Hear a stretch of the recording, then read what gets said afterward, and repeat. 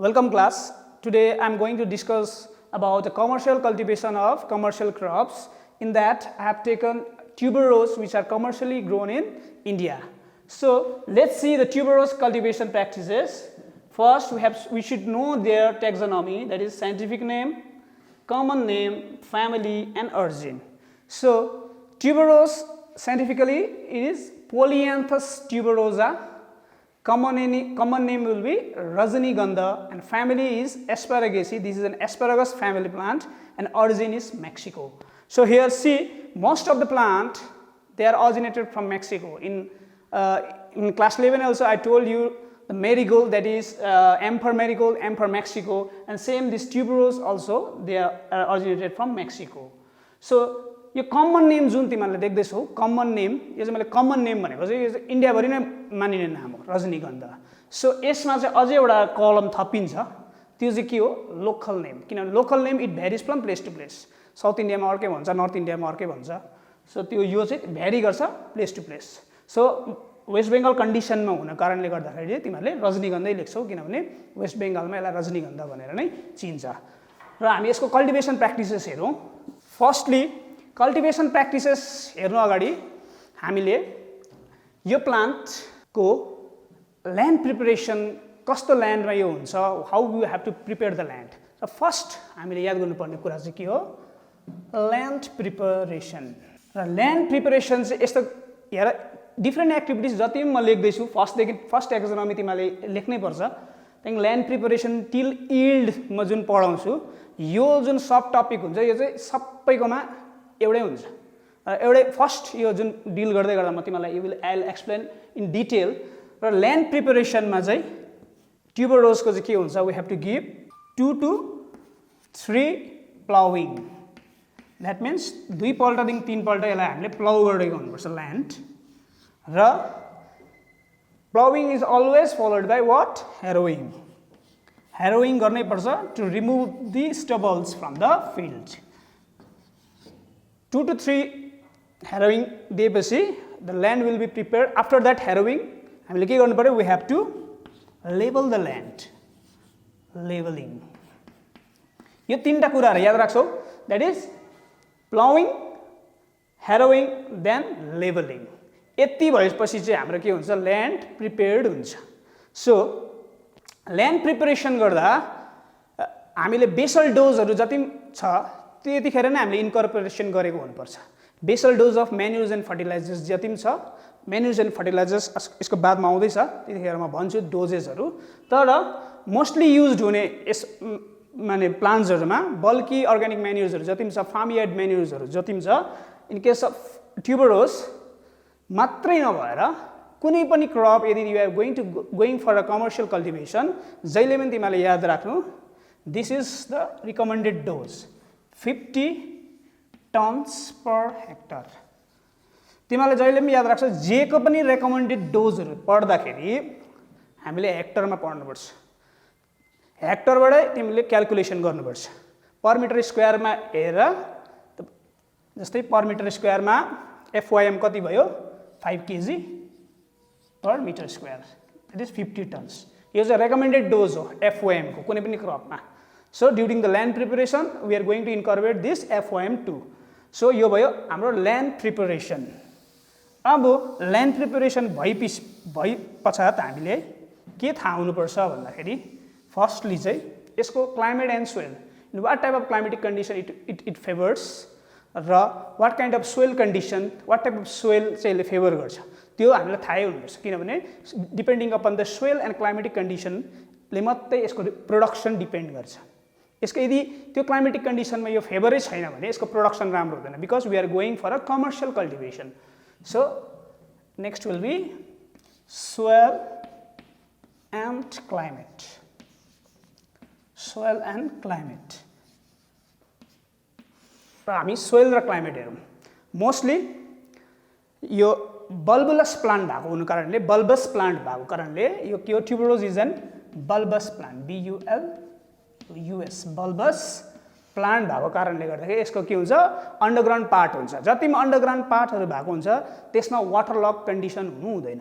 So यसको लागि कुन चाहिँ सोइल राम्रो भयो, लोमी सोइल लोमी सोइल एक number.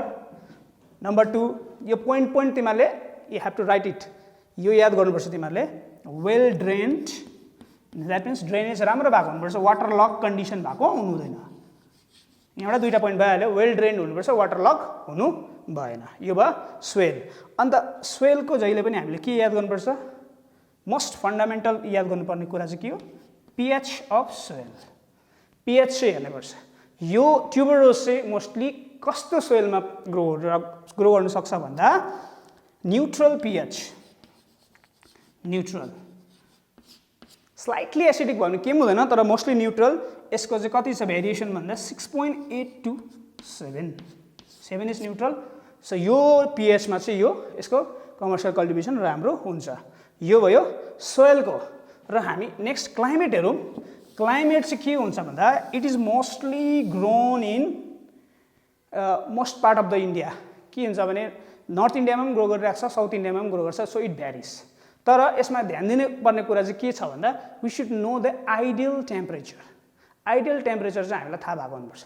Mostly it is grown in number 1 मा याद गर्नुपर्ने क्लाइमेटमा सनी सिचुएसनमा मात्रै. सनी सिचुएसनमा. त्यही कारण यो प्लेन्समा मात्रै मोस्टली ग्रोन हुन्छ. हिल्समा यसको प्रोडक्सन राम्रो हुँदैन बिकज अफ क्लाइमेटिक कन्डिसन. त्यसैले यहाँ कमर्सियली ग्रो नभएको. द्याट इज सन्नी सिचुएसन एक भयो. नम्बर 2 यसको आइडियल टेम्परेचर चाहिँ कति हो? 20 degree Celsius to 35 degree Celsius. This is the ideal temperature of tuberose. तिमीहरूले याद राख्नुपर्छ. यो इक्जाममा पुरा सोध्छ. Ideal temperature that is 20 degree to 35. यो टेम्परेचरबाट हामीले के डिस्कसन गर्न सक्छौँ र के याद गर्नुपर्छ भन्दा तिमीहरूले यु हेभ टु कि बिलो 20 यदि यो गयो भने यसको प्रोडक्सन राम्रो हुँदैन. द्याट मिन्स टेम्परेटमा यो हुँदैन. द्याट मिन्स कोल्ड टेम्परेचर भएको जग्गामा यो हुँदैन. यसको प्रोडक्सन घटिहाल्छ. र एकदम एक्सट्रिमली हट टेम्परेचर पनि राम्रो होइन. That is above 35%. यो चाहिँ भयो क्लाइमेटिक कन्डिसन फर ट्युबरोज. र सोइल क्लाइमेट पनि हामीलाई थाहा भएपछि we have to go for a propagation. हामीलाई के थाहा हुनुपर्छ? Next is propagation. यो केबाट प्रोपागेट हुन्छ भनेर हामीलाई थाहा हुनुपर्छ. यो क्वेसन्सहरू पुरा आउँछ. प्रोपागेसन प्रायः क्रपको सबै क्रपको प्रोपागेसन प्रायः सोधिरहेकै हुन्छ. प्रोपागेसनमा हामीले हेर्दा अघि मैले भने it is a bulbous plant. So it is propagated through bulbs. बल्ब्सबाट प्रोपागेट हुन्छ र bulblets. Bulbs and bulblets this are the propagating चाहिँ यो बल्बबाट मात्रै हुन्छ. So it is propagated through bulb. र अब यो अन्डरग्राउन्ड पार्ट बल्ब भएको हुनु कारणले गर्दाखेरि यहाँनिर हामीले के याद गर्नुपर्छ? We have to go for a treatment of bulb before planting and after storing of bulbs. जहिले पनि अन्डरग्राउन्ड पार्टहरू बिकज यो कुनै डर हुन्छ. त्यही कारण we have to go for a fungicidal treatment. So before planting the bulb should be treated on Bavistin. यो फङ्गिसाइडको नाम याद राख्छौ. बेबस्टिन अथवा any systemic fungicide. Systemic fungicide हुनुपर्छ. सिस्टमिक हुनुपर्छ. हेर्नु है, before planting we have to go for a systemic fungicide. किन सिस्टमिक फङ्गिसाइड? किन भन्दाखेरि अब हामीले यो bulb we are going to plant.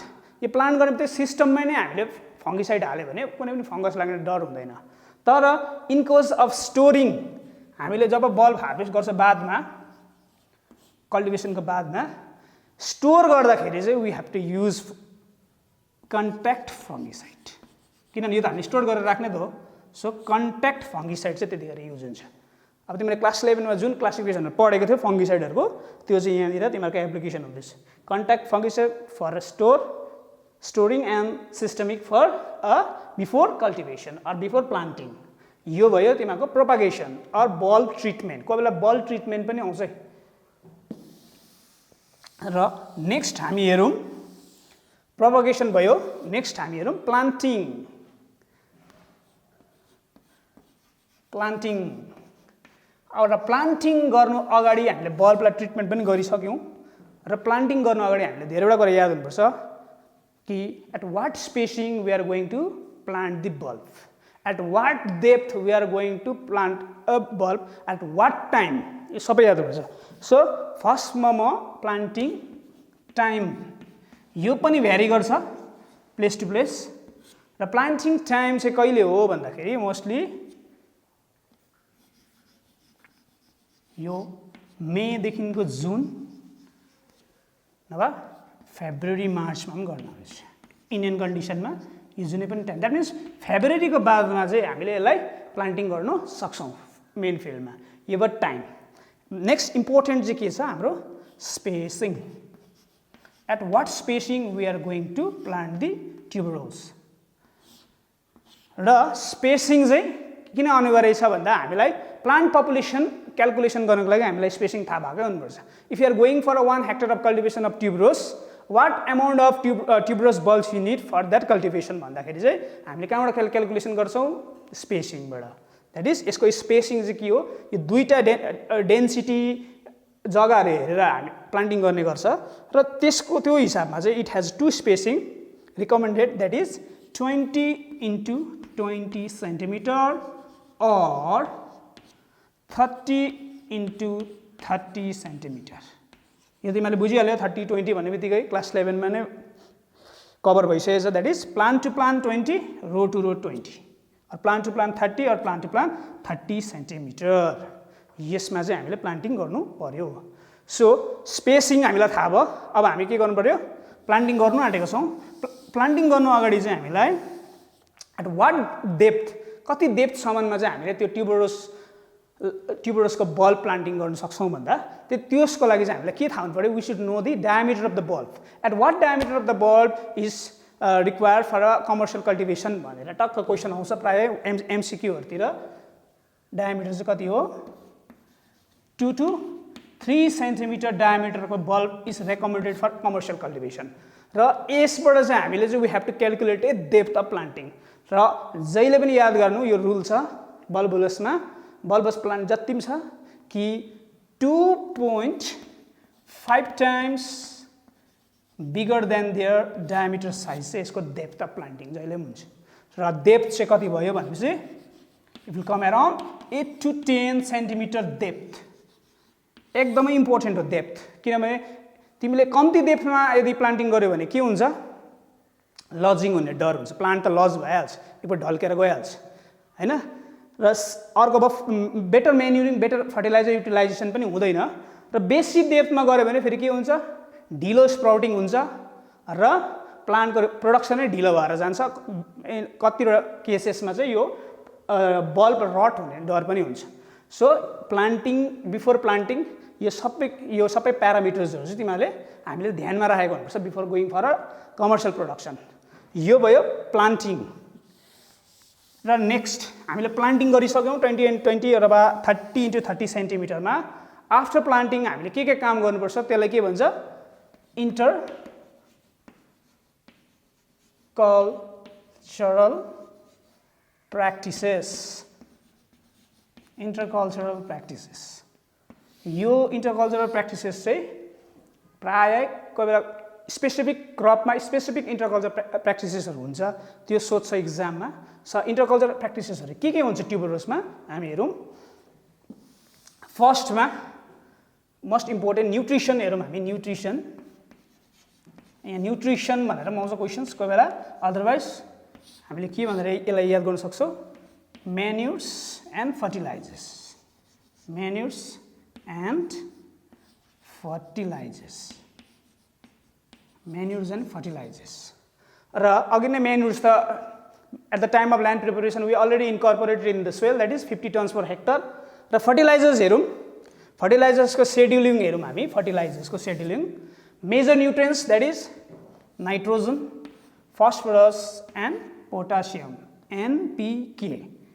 यो पनि जहिले पनि वी हेभ टु, हामीलाई चाहिँ केमा याद हुनुपर्छ, केजी पर हेक्टर। यो चाहिँ कति केजी 1 हेक्टरमा लाग्छ, यसमा नै क्यालकुलेसन हुन्छ। सो नाइट्रोजन कति रहेछ, 300, द्याट इज 300 भने 300 KG, phosphorus 200 and potassium 100 KG. This is the recommended dose of fertilisers for tuberose. अब यो फर्टिलाइजर्स पनि सेड्युलिङ गर्नुपर्छ at what time we are going to give this to the plant. So अघि नै मैले भने basal डोजमा जहिले पनि याद राख्नु P and K phosphorus and potassium जहिले पनि बेसल डोजमै दिनुपर्छ, that is at the time of land preparation. यो full dose of P and K should be given at the time of land preparation, that is land preparation मा दिएको डोजलाई के भन्दो रहेछ बेसल डोज. र रह्यो नाइट्रोजन. नाइट्रोजन 300 kg छ, एकैचोटि त हाल्ने कुरा आएन यत्रो. सो हाफ डोज हामीले कहिले हाल्यो अघि बेसल डोजमै, हाफ डोज चाहिँ कहिले हाल्यो बेसल डोजमा. So remaining half dose of nitrogen, यहाँ हाफ डोज भनेपछि 150 kg at the time of basal or 150 kg कहिले हाल्नुपर्छ भन्दा यो चाहिँ हाल्नुपर्छ स्पाइक इमर्जेन्स. स्पाइक जब यसको इमर्जेन्स हुन्छ निस्किन्छ एट त्यो टाइम चाहिँ क्रिटिकल हो न्युट्रिएन्टको, र त्यो टाइममा चाहिँ we have to go for a nitrogen application. So त्यो टाइममा एप्लिकेसन गर्नेलाई चाहिँ के भन्छ भन्दाखेरि के भन्छ त्यो टाइममा एप्लिकेसन गर्नेलाई चाहिँ फर्स्टमा भयो बेसल, र त्यो टाइममा स्ट्यान्डिङ क्रपमा एप्लिकेसन अफ फर्टिलाइजर्स यदि भयो भने त्यसलाई चाहिँ भन्छ टप ड्रेसिङ. त्यसलाई चाहिँ भन्छ टप ड्रेसिङ. यो पनि तिमीले याद गर्नुपर्छ what is top dressing. Application of fertilizers at the standing crop, that is top dressing. यो भयो मेन्युज एन्ड फर्टिलाइजर्स. नेक्स्ट हामी हेरौँ अर्को, that is irrigation or sometimes watering भनेर पनि आउँछ, or irrigation, that is artificial supplement of water to the plants. र irrigation चाहिँ it also depends on climatic condition. यदि पानीहरू परिरहेको छ होइन, सनी सिचुएसन छैन, बेसी घाम लागेको छैन, सोइलको मोइस्चर कन्टेन्ट ठिकै छ, depending upon various parameter irrigation scheduling हुन्छ. र इरिगेसन मा चाहिँ एउटा ध्यान दिने विषय चाहिँ के छ बल्बलस क्रपहरू पढ्दाखेरि चाहिँ भन्दा until and unless bulb sprout हुँदैन तबसम्म हामीले इरिगेसन दिनु हुँदैन, पानी हाल्नु हुँदैन. After sprouting of bulbs then only we have to go for irrigation, नभए रटिङ भएर यो मर्छ बल्ब. सो यो चाहिँ ध्यान दिने कुरा हो कि after sprouting of bulbs only irrigation चाहिँ दिनु पर्यो. रोप्ने बित्तिकै अरू प्लान्टमा त पानी हालिहाल्छौँ नि हामी, तर इन केस अफ ट्युबरोस हामीले हाल्नु हुँदैन, यो याद गर्नु पर्यो. तर मोस्टली यसको रिकमेन्डेड चाहिँ कति छ 7 days इन्टरभल भन्छ.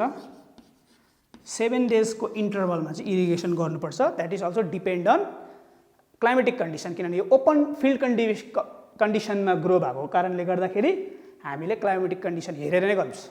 किनभने 7 days आउँदाखेरि त्यो दिनै बेलुका 6 days पानी पऱ्यो भने हाल्नु परेन नि. So in that way we have to go for irrigation scheduling. यो भयो इरिगेसन. र नेक्स्ट हेरौँ हामी इरिगेसनको बादमा पानी हालेपछि मल हालेपछि प्लान्ट रोपेपछि त अवश्य हाम्रो के हुन्छ झारहरू उम्रिन्छ. अब त्यसलाई रिमुभ गर्नु पर्यो, त्यसको लागि चाहिँ हामीले के गर्नु पर्यो weeding. We have to go for a weeding, removal of unwanted plant or off type. यदि ट्युबरोस भन्दा अफ टाइप कुनै पनि जे पनि आयो भने त्यहाँनिर त्यो अफ टाइप त्यो विड्स भयो, अनवान्टेड प्लान्ट्सलाई हामीले रिमुभ गर्नु सक्नु पर्यो. सो जतिवटा अब कमर्सियल कल्टिभेसनमा त कति त ठुल्ठुलो ह्युज कल्टिभेसन हुन्छ ठुल्ठुलो ल्यान्डहरूमा, त्यतिखेर त ह्यान्ड विडिङ इज नट पोसिबल. तर 2 to 3 ह्यान्ड विडिङ चाहिँ इम्पोर्टेन्ट हो, यति चाहिँ दिनै पर्छ. यदि ह्यान्ड विडिङले सम्भव भएन भने we have to go for a application of what weedicides or herbicides. Weedicides चाहिँ एप्लिकेसन गर्न सक्छौँ. यसको लागि विडिसाइड हामी के एप्लिकेसन गर्न सक्छौँ भन्दाखेरि एट्राजिन. याद राख यो विडिसाइडको नाम एट्रिजिन. नाम मात्रै जहिले पनि याद हुँदैन, we should know the dose. That is dose चाहिँ कति 1.5 kg per ton. This is the dose for atrazine. So यो in this way we can control the weeds in a tuberose crops. So next हेरौँ, weeding पनि गरिसक्यौँ हामीले. अब next important interculture operation के छ भन्दाखेरि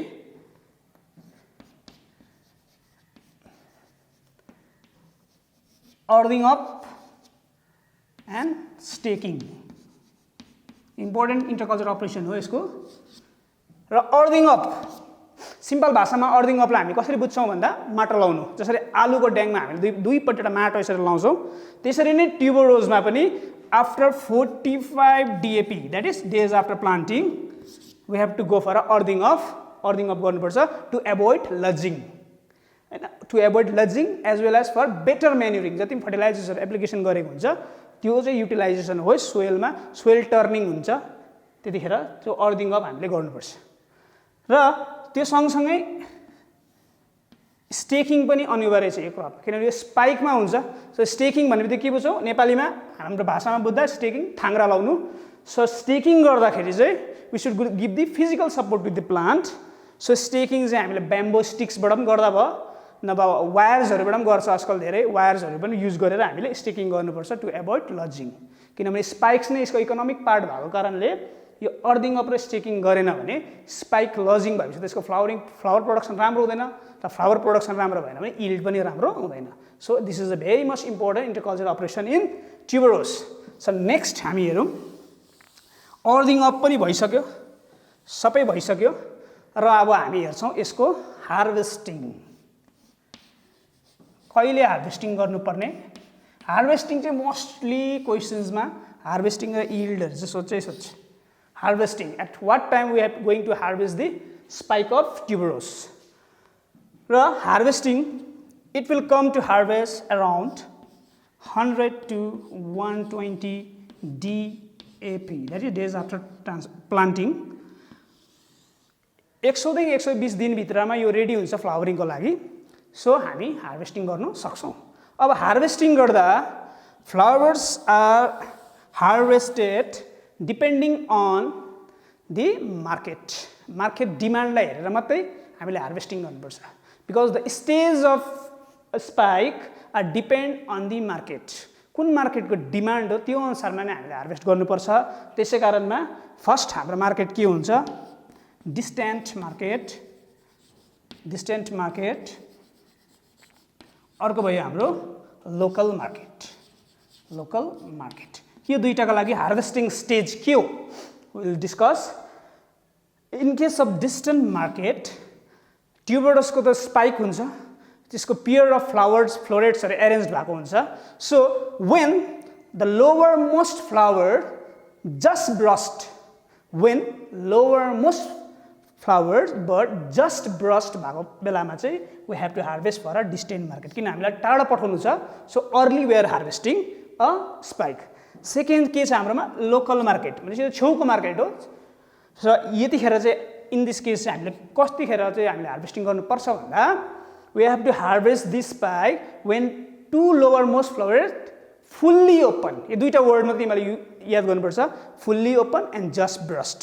सो यो भयो तिम्रो हार्भेस्टिङ स्टेज. अब यहाँ ट्युबरोसको तिमीहरूले धेरैवटा देखेको होला, किनभने ट्युबरोस चाहिँ के हो भन्दाखेरि it is a dual purpose crop.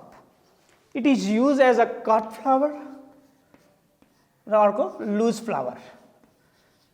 Cut flower भने चाहिँ बुकेहरूतिर तिमीले फुल स्पाइक भासहरूतिर युज गरेको देख्छौ, र लुज फ्लावर भन्ने बित्तिकै गार्लेन्ड्सहरू, भेनीहरू, गजराजहरू प्रिपरेसन भएको तिमीले साउथ इन्डियातिर देखेको.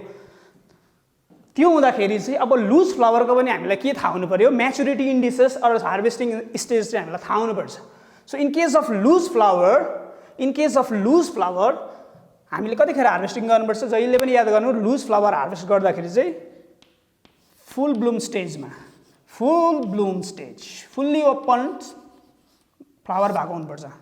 त्यतिखेर मात्रै हामीले लुज फ्लावर यदि को लागि हो भने चाहिँ हामीले फुल ब्लुम स्टेजमा हार्भेस्ट गर्नु पर्यो. सो यो भयो हार्भेस्टिङ स्टेज. अब हार्भेस्टिङ कतिखेर गर्नु, what is the time of harvesting भन्दाखेरि जहिले पनि याद गर्नु, flower crops either in the morning or in the late evening. जहिले पनि याद राख्नु, किनभने during day time transpiration high भएको हुन्छ, त्यो फ्लावरको लन्जिभिटी हुँदैन, post harvest life vase life जुन रहनुपर्छ प्लान्ट माने कट फ्लावरमा लुज फ्लावरमा त्यो चाहिँ रहँदैन। So we have to go for early मर्निङमै जानु पर्यो, नभए आफ्टर सनसेट मात्रै we have to go for harvesting. त्यो भयो हार्भेस्टिङ अफ ट्युबरोज। र कोही बेला एउटा क्वेसन्स आउँछ, ट्युबरोज फ्रेग्नेन्ट फ्लावर हो, सो यसमा एसेन्सियल ओइल पुरा हुन्छ, यसको oil it is use in the perfumery industries, पुरा पर्फ्युम्सहरू बनिने यसको युज हुन्छ because of its fragrance. So जहिले पनि याद राख्नु कि त्यतिखेर चाहिँ हामीले सन्नी सिचुएसनमा चाहिँ हार्भेस्टिङ गरेको हुनु पर्यो। Sometimes for essential oil production tuberose is also harvested during the day time, किनभने त्यतिखेर ओइल ग्ल्यान्ड्सहरू एक्टिभ भएको हुन्छ सनले गर्दाखेरि, बिकज अफ सोलर रेडिएसन सनलाइटले गर्दाखेरि। त्यतिखेर चाहिँ हामीले सन्नी सिचुएसन हार्भेस्ट गऱ्यो भने चाहिँ will get maximum oil yield. यो चाहिँ याद गर्नु पर्यो। सर नेक्स्ट हामी हेरौँ, लास्ट हामीले के याद गर्नुपर्छ, यिल्ड। अब कति चाहिँ हाम्रो लास्ट अब यो फार्मर्सले चाहने नै यही हो, यिल्ड कति चाहिँ हाम्रो नाफा आउँदैछ, कति प्रोडक्सन हुँदैछ भन्दाखेरि। अब यो डुअल पर्पज प्लान्ट माने क्रप भएको हुनु कारणले गर्दा कट फ्लावरको पनि हामीले हेर्नु पर्यो, लुज फ्लावरको पनि हेर्नु पर्यो। अब कट फ्लावर्स र लुज फ्लावर्सको हेर्नु पर्यो। अब यसको युनिट पनि भिन्दै भिन्दै हुन्छ। कट फ्लावर्स जहिले पनि गन्तीमा हुन्छ, that is lakh per hectare भयो, यो यसको ल्याक पर हेक्टर भयो कट फ्लावरको। लुज फ्लावरको के भयो, टन्समा भयो, इन टर्म्स अफ केजीमा बिक्री हुन्छ, यो यति केजी भन्दै यो गोटामा बिक्री हुने कारणले गर्दा यसको हिसाब पनि यसरी नै हुन्छ। सो यिल्ड हेरौँ। अब यो ट्युबरोज चाहिँ के छ भन्दाखेरि फर्स्ट इयरमा हामीले प्लान्टिङ गर्यो, त्यही वर्ष will not harvest the bulb. Second इयरसम्म हामीले बल्ब राख्छ र थर्ड इयर सेकेन्ड इयरको कम्प्लिट भएर थर्ड इयरमा मात्रै हामीले बल्ब हार्भेस्टिङ गर्छौँ। सो यसको यिल्ड पनि सब्सिक्वेन्टली बढ्छ सेकेन्ड इयरमा गर्दा, त्यही कारण 2 वर्ष यसलाई हामीले फिल्डमै राख्छौँ। सो फर्स्ट इयरमा कति हुन्छ, सेकेन्ड इयरमा कति हुन्छ हामी हेरौँ। फर्स्ट र सेकेन्ड इयरमा कट फ्लावरमा हेर्नु हो भने हाम्रो फर्स्ट इयरमा 3 to 5 lakhs जति आउँछ र सेकेन्ड इयरमा यो बढेर जान्छ 5 to 6, यसरी बढेर जान्छ यिल्ड सेकेन्ड इयरमा बढेर जान्छ र यसलाई 2 वर्ष राख्छ क्रपमा फिल्डमा नै। लुज फ्लावरमा पनि त्यसरी नै बढेर जान्छ 10 tons to 18 tonsहरू पुग्छ कोही बेला हैन। सेकेन्ड इयरमा चाहिँ अझै 15 tonsहरू 15 देखि 15 मिनिमम आउँछ, यो चाहिँ आइडियल हो। It varies from place to place, अरू भेराइटीमा पनि डिफर गर्छ यो। Variety different varieties have the different production हुन्छ, यिल्ड हुन्छ, त्यसै कारणले गर्दा यिल्ड भ्यारी गर्छ। र यिल्डको नम्बर चाहिँ कहिले पनि तिमीहरूले पर्फेक्टली याद गर्नु पर्दैन, एभरेज मात्रै तिमीलाई थाहा हुनुपर्छ हाउ मच अफ ट्युबरोज चाहिँ प्रड्युस हुन्छ 1 hectare अफ ल्यान्डमा भनेर, किनभने tuberose have huge number of varieties, त्यो भेराइटिज अनुसारमा डिफर गर्छ। सो लास्टली चाहिँ हामी के हेरौँ, यसको इम्पोर्टेन्स चाहिँ के छ हाम्रो tuberose, why we are going for a commercial cultivation of tuberose भनेर चाहिँ थाहा हुनु पऱ्यो नि। सो अघि नै भने यो डुअल पर्पज क्रप भएको कारणले गर्दा यो कट फ्लावरमा पनि युज भयो, लुज फ्लावरमा पनि युज भयो हैन। सेकेन्डली यसमा एसेन्सियल ओइल हुन्छ, it is mostly use in perfumery industries, essential oil production हुन्छ। र अर्को चाहिँ के भन्दाखेरि फ्लावर पढ्दाखेरि हामीले जहिले पनि आफ्नो कल्चरसँग नै रिलेटेड हुन्छ, किनभने यो म्यानकाइन्डसँग रिलेटेड हुने सब्जेक्ट हो, deeply associated with the mankind. South इन्डियामा हेर दे प्रिपेयर्ड ट्युब भेनी पनि यसबाट प्रिपेयर गर्छ। जस्तै हाम्रो मेरीगोल्ड बिना दिवाली कम्प्लिट हुँदैन, त्यस्तै साउथ इन्डियामा कुनै पनि फेस्टिभल्स होस्, बिहाहरू भयो, बर्थडे पार्टीहरू भयो, त्यसमा विदाउट ट्युबरोज कम्प्लिट नै हुँदैन। तिनीहरूको कुनै पनि पूजाहरू भयो त्यसमा ट्युबरोज पुरा युज गर्छ साउथ इन्डियन कन्डिसनमा। सो यसको त्यही कारण कमर्सियल कल्टिभेसन एकदमै भ्यालु छ। र यसको अरू इम्पोर्टेन्स चाहिँ के छ भन्दा यसको भेस लाइफ अफ द ट्युबरोज अरू फ्लावर भन्दा अलिक लामो भएको कारणले गर्दा चाहिँ यो mostly use as a cut flower in various decorations like बुकेजहरूमा पुरा युज गरेको कारण त्यो हो। र एक्चुअली ट्युबरोज चाहिँ के छ भन्दा यसको भेराइटिज चाहिँ धेरै भएको कारणले गर्दाखेरि यसको टाइप छ भेराइटीमा, त्यो अलिकति डिस्कस गर्दैछु म। इम्पोर्टेन्ट छ यो भेराइटिज अफ ट्युबरोज भेराइटिजहरु हेरौँ यसको हामी भेराइटिजको कल्टिभर्सहरु हेर्दाखेरि यो सिंगल टाइप सिंगल डबल र सेमी डबल टाइपमा हुन्छ र तिमीहरूले सुनेको पनि छ होला यो सिंगल रहेछ यो डबल फ्लावर रहेछ भनेको एक्चुअली त्यो चाहिँ कुन बेसिसमा भन्छ भन्दाखेरि चाहिँ सिंगल फ्लावर भनेको चाहिँ यसको जुन पेटल्स हुन्छ यसको सिंगल एरेन्ज हुन्छ सिंगल लेयरमा एरेन्ज भएको कारणले गर्दा चाहिँ सिंगल भनेको र यसको एक्जाम्पल माने भेराइटिज चाहिँ के छ भन्दाखेरि रजत रेखा इम्पोर्टेन्ट भेराइटी इन्डियामा मोस्टली ग्रोन हुने भेराइटी रजत रेखा यो भयो र डबल भनेपछि डबल लेयरमा चाहिँ यसको के हुन्छ पेटल्सहरु एरेन्ज भएको हुन्छ डबल खालके र डबलमा चाहिँ तिमीहरूले एक्जाम्पल लेख्छौ स्वर्ण रेखा यो भयो डबल र सेमी डबल चाहिँ के हुन्छ भने प्यारालली इन्टरलक भएको पेटल्सहरुलाई चाहिँ सेमी डबल्ड र सेमी डबलको एक्जाम्पल चाहिँ के हो भन्दाखेरि it is Vaibhav These three examples of varieties are very much important. र मोस्टली कोही बेला एउटा एमसीक्यू क्वेसन सोध्छ रजत रेखा र स्वर्ण रेखा जुन तिमीहरूले यहाँ देख्दैछौ यो रजत रेखा एन्ड स्वर्ण रेखा यो दुईटा variety these are mutant variety mutant variety भएको हुन कारणले गर्दाखेरि यो इम्पोर्टेन्ट छ म्युटेन्ट भेराइटी भनेको चाहिँ के हो it is developed through mutation breeding mutation ब्रिडिङबाट डेभलप गरेको भेराइटी चाहिँ हो इन्डियामा Rajat Rekha and Swarna Rekha mostly grown in India र यो भयो भेराइटिज अफ ट्युबरोज र मोस्टली ग्रोन ट्युबरोजको प्लेसेसहरु इन्डियामा चाहिँ in which state is mostly grown भनेर राखेको चाहिँ it is mostly grown in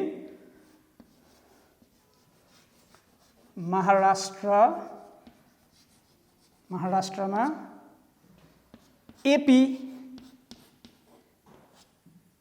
त्यहाँदेखि तेलङ्गाना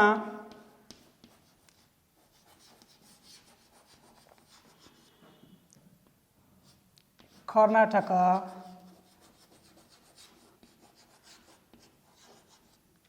वेस्ट बेङ्गल यो स्टेट्सहरुमा चाहिँ कमर्सियली ट्युबरोज कल्टिभेसन हुन्छ सो ट्युबरोजमा हामीले यील्डसम्म हेर्यौं यसको भेराइटिज पनि हेर्यौं यसको युटिलाइजेसन पनि हेर्यौं यसको इम्पोर्टेन्सहरु सबै हेर्यौं र लास्टमा चाहिँ के हुन्छ इफ यु हामी कमर्शियल कल्टिभेसन कुनै पनि क्रप गर्न जाँदाखेरि we faces lots of problems most प्रब्लम्सहरु चाहिँ के हो जहिले पनि कमर्शियल कल्टिभेसन गर्न जाँदाखेरि फार्मर्सले फेस गर्ने प्रब्लम चाहिँ के हो पेस्ट एन्ड डिजिजेस र यो चाहिँ केमा आउँछ पेस्ट एन्ड डिजिजेस चाहिँ पेस्ट कन्ट्रोल प्लान्ट कन्ट्रोलमा आउँछ यसको चाहिँ छुट्टै तिमीको च्याप्टर भएको कारणले गर्दाखेरि चाहिँ प्लान्ट प्रोटेक्सन मेजर्स चाहिँ will discuss separately different bulbous crops एनिमल्सहरुको सेपरेटली हामी नेक्स्ट अरु क्लासमा डिस्कस गर्छौं र ट्युबरोजको कमर्शियल कल्टिभेसनको लागि चाहिँ तिमीहरूले यति चाहिँ राम्रो ध्यान दिएर पढ्नेछौ so thank you very much